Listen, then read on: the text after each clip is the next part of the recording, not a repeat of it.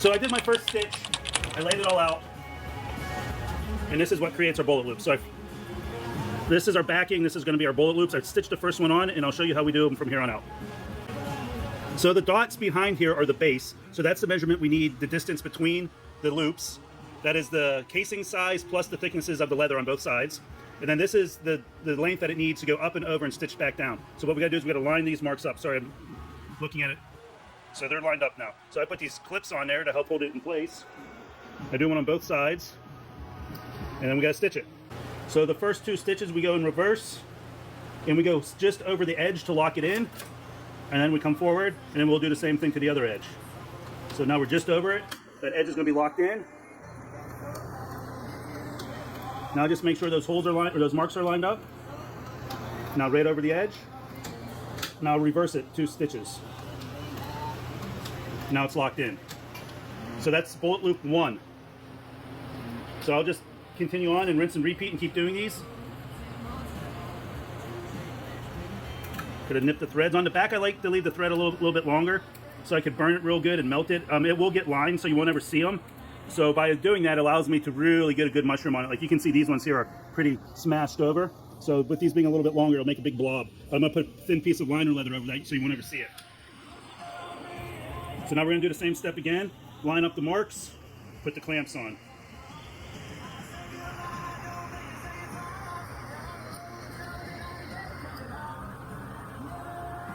And then do the same thing. It's already in reverse. Stitch 1, stitch 2, locks it in, it's locked in. Now we do the over stitch of them. Now those stitches are locked in, they can't go anywhere. And now we'll go right over the edge, lock the edge in, edge is locked in, and now we reverse it. Now we just do a 2 stitch back stitch to lock everything in. So that's bullet loop number 2 stitch. This one only has 5, that's a 5 shot. But yeah, there you go.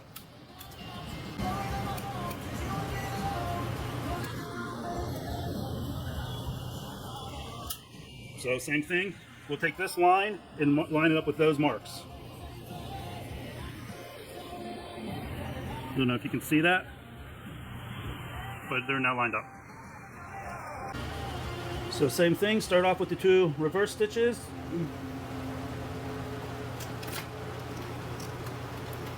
Now it goes over the edge is locked in. Now come over stitch, locks the stitching in. We are doing this on our Cobra Class 4.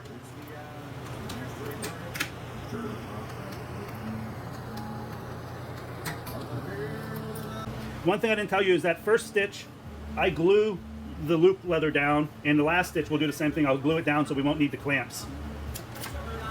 I don't know if it's not necessary as far as strength-wise goes. I just do it because I like the fact that it keeps the leather laying flat and it just sits better. So that's why I do it. I don't know if it's necessary, but it's how I do it. It's a little bit overkill, but I do everything overkill. I'd rather overdo it than slack off on it. So loop number 4 is done, so we only have 1 loop left. You see 1 line and 1 set of marks. So we're gonna pull the threads, nip them, and I'll move you over to the bench so you can see the gluing process. Here's our raw harness. So these will eventually slide and fit right here. This will get folded in half and our buckle will be there. So this will ride like right here. So what we're gonna do now is melt all those threads on the back.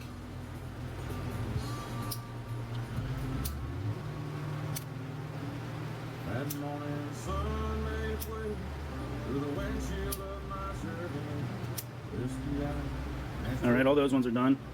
These front ones are a little bit of a pain because they're between the leather and it's hard not to overheat the leather or put burn marks on it. So you gotta just kind of go in, touch it.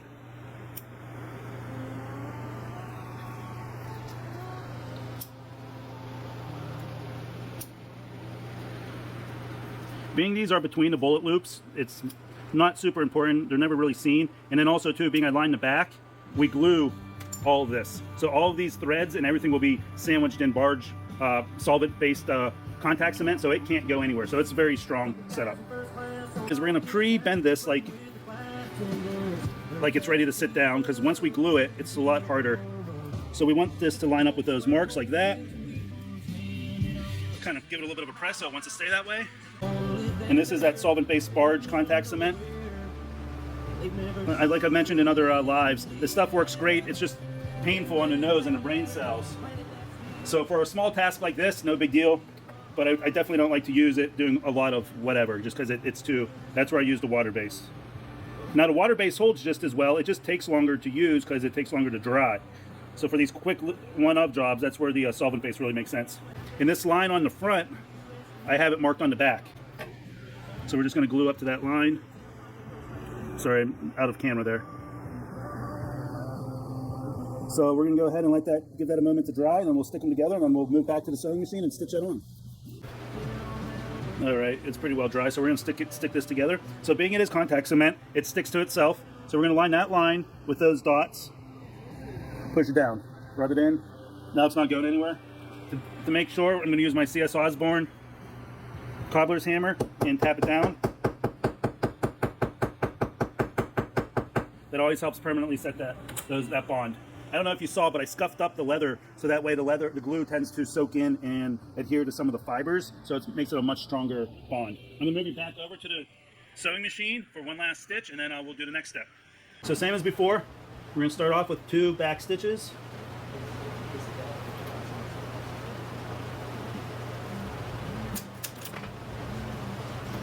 First one, now the second one locks that edge. Now we move forward, do the overstitch.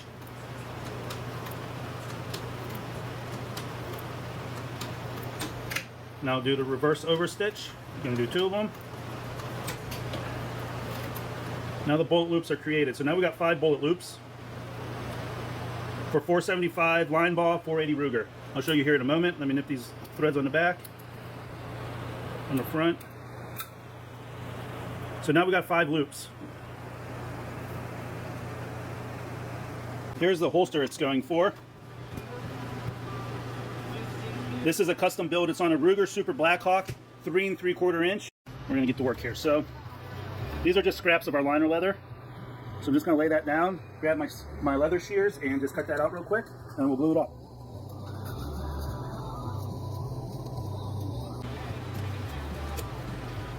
Now we're just gonna cut that piece off. So now you'll see that will just sit right there like that, be nice and covered. So I'm going to get out our glue.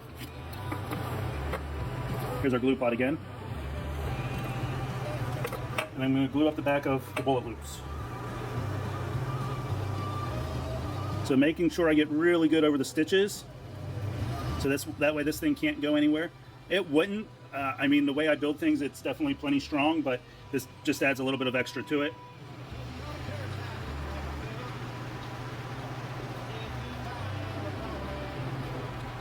So make sure that whole piece is thoroughly covered. Like I said, I like to make sure I focus on the threads to get it all in there real good and nice.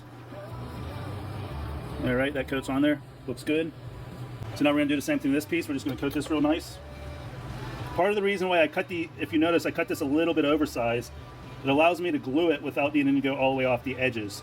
In the bullet loops themselves, we'll also trim those after we get them stitched together. The 2 layers, there'll actually be a 3rd layer stitched together. So once we get that all stitched together, we'll trim it.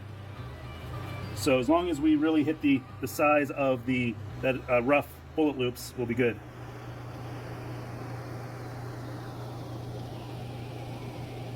Okay, we're gonna set that off to the side. Let that dry.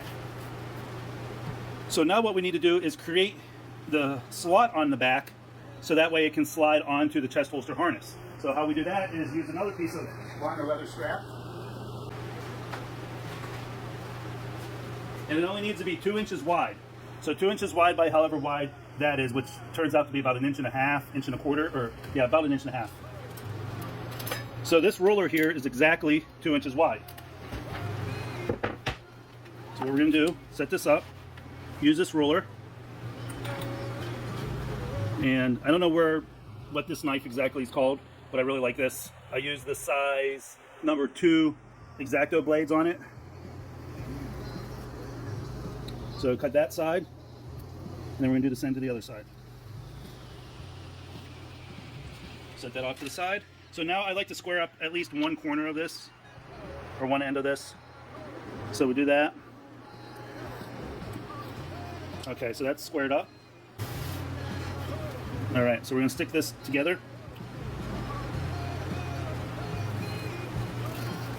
So we're gonna rub that down, put some pressure on it, make sure it stays sticking.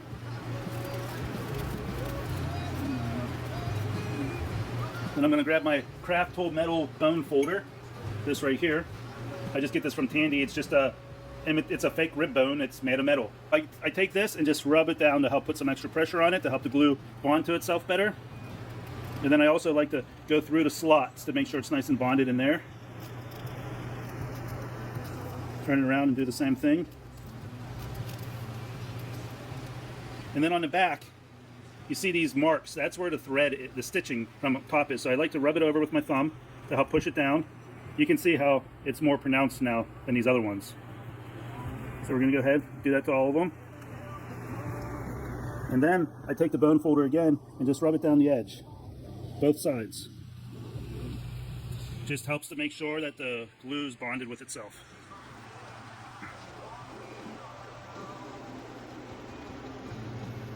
So we're building some bullet loops here for our bullet slide that goes on the harness of our chest holster. This is for a 475 line ball / Ruger 480. They're both the same. One is the 475 line ball is roughly 1/8 of an inch longer case and operates at an additional 4,000 psi. I think it's 52,000 versus 48,000. So it's kind of like the difference between 38 Special and 357 Magnum. So there's that. Okay, so now we got that good. So now what we're gonna do is we're gonna trim off this liner leather, the excess that we don't need. So we're just gonna go ahead and trim that off.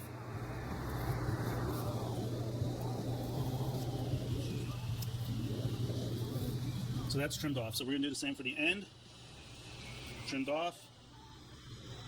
And now we're trimmed. So the next step is we gotta trim this excess off. So we don't need that. So we're gonna go ahead and I'll show you how I do that here. What I like to do is I use a roller and I put a piece of scrap leather there that's roughly the same thickness. And I always use this big metal square just because it's a little thicker and sturdier when I do this, and I don't know if it's necessary, but it's just the one I use. So, and I typically trim it about 3/16 of an inch from the threads. And we're just gonna go ahead and trim that. We're gonna do both ends. So now I got it marked, I remove it, and do the rest by hand.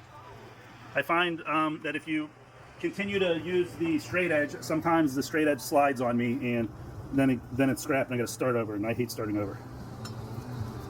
So there's the trim. So it's roughly, like I said, about 3/16 of an inch. And now we'll do the same to the other end.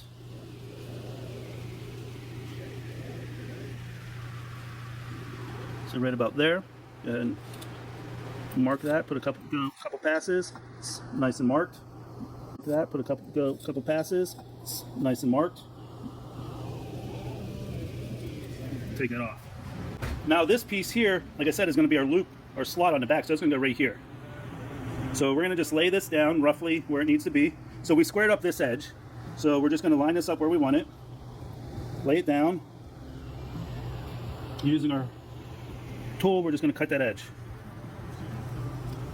So to get a good mark, what we do now is, so the glue sticks to itself. So what I do with this is I only glue this piece, set that on it, and it marks it for me. Let me make sure I didn't spin this here.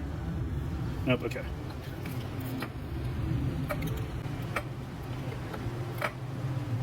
So we put the glue on. I know roughly if I come in 3/8 of an inch-ish to 1/2 inch, will be plenty good. So we'll do that. Do it to both sides. And I'm putting a little bit heavier than I normally do because I'm going to use it to transfer the glue mark. So what I'm going to do now is I want to line it up the best I can, you know, forward and aft on here. So right now it looks like it almost lines up perfectly with this stitch and this stitch. So we're going to line it up, set it down, push on it. We're going to take it off, and you see it transferred to glue. So this is fine, but now we'll put a little bit of extra glue here. That way when we glue it down, it has a nice firm bond. And then we're going to stitch it as well, so it's definitely not going anywhere. So we'll give those two pieces a minute to dry, and then we'll take it back over to the sewing machine and stitch some more. Does anybody have any questions on what we're doing or any of the tools I'm using? So like I said, this is a metal bone folder. So it's roughly the shape of a rib bone. It's just made of metal. I'm gonna get it from Tandy. This knife, like I said, I'm not sure what this style knife is called. Honestly, it took me forever to find it. I originally had this one and I really liked, but they're just over time, over the years, it just slowly smashed that together and it doesn't really work anymore. So it just doesn't pull tight. So you just have to keep cranking it in and then eventually it just keeps going. So you can see that glue is pretty wet still. That glue there is pretty dry. It doesn't have a shine to it. So I'm going to blow on this one to help evaporate some of the solvent. So I'm going to blow on this one to help evaporate some of the solvent. So now we're going to put these pieces together. So you can see the two strips. So it'll go like this. So the belt, the harness strap will go between here like this underneath there. So you got to make sure we're not gluing across it to block it off, which I have made that mistake once. Only once, I'll never do it again. So now we're going to place this back down, lining it up with those stitch lines. Everything looks good. So now we're going to go ahead and press it down again. Once again, this glue really, any of these contact cements really do well with a little bit of extra pressure.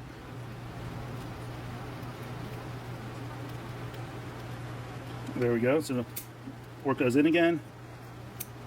So now that piece is on the back, and you can see it's pretty much right in the middle where that stitch is. See it there, and then there. So we'll be good. So now we're going to go on the sewing machine again and stitch here and here, and then we'll trim off the excess. One thing I forgot to mention was I leave this excess out here so that way I can stitch it. So we got our presser foot here. By doing this, that presser foot has somewhere to ride. It allows me to do a real nice stitch. If I had that trimmed tight, I would have to hand stitch it, which that takes way too long. So we're going to go ahead and do it here, and same thing, flip it around and do it here.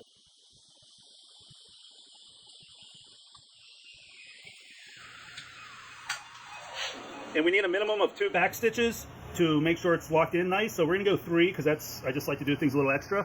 So I bring my needle down. So we want to stop somewhere right about just shy of that stitch. So right about there. So 3 stitches is gonna be roughly right there.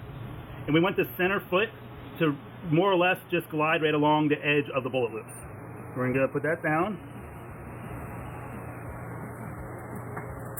Drop the presser foot. Do 3 stitches backwards. 2, 3. Now we're going to come forward. So here's our overstitch. 1, 2, 3. Now that stitch is locked in. So we have no lines right now. We're just merely following the edge of this with that center foot.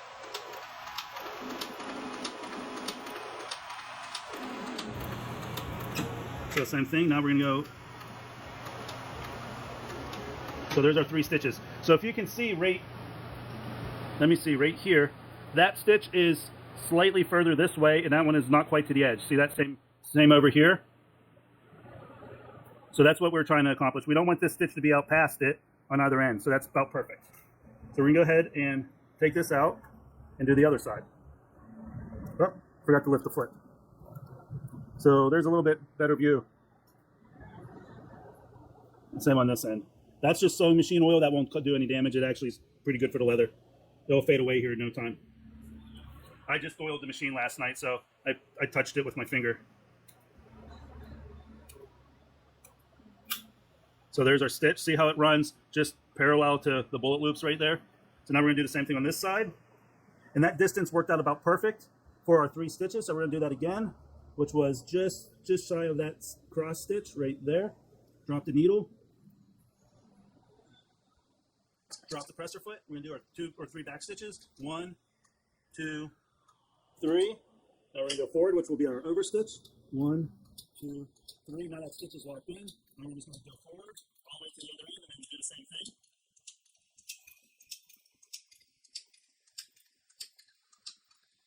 So here we go. Back stitch. 1, 2, 3. Now those stitches are all locked in. They're not going anywhere. Like I said, you can get away with just 2, and that's no big deal. But I always try to do 3 to 4 if I can. So we got 3 on these ones. You can see how that line's nice and parallel with those loops. Same on this side, nice and parallel with those loops. We're going to go ahead and burn those threads, and then we're going to trim off this excess on both sides.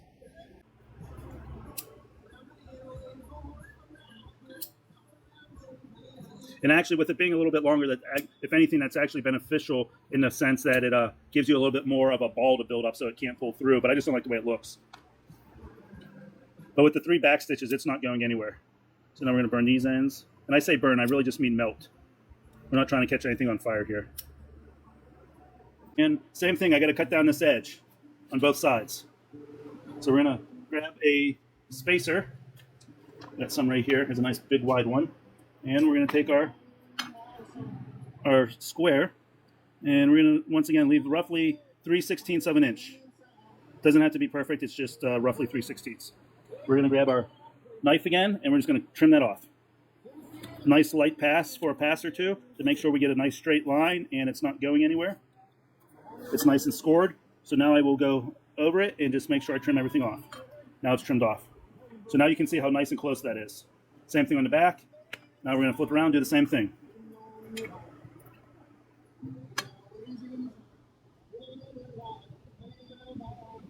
All right, so roughly 3/16 from the stitch line.